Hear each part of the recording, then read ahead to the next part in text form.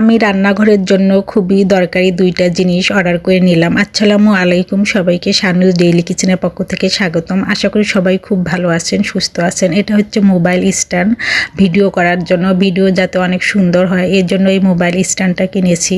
আর mobile স্ট্যান্ডটা অনেক সুন্দর এবং মজবুত, পুরোটাই মেটালের তৈরি, বডিটাও অনেক মজবুত। এটা হচ্ছে ফ্লেক্সিবল, যে কোনো জায়গায় মুভ করা যাবে। এটা আমার খুবই দরকার ছিল। আরেকটা জিনিস আমি অর্ডার করেছি, সেটা হচ্ছে রান্নাঘরের লাইট। এই এলইডি লাইটটায় আলো অনেক ভালো আসে।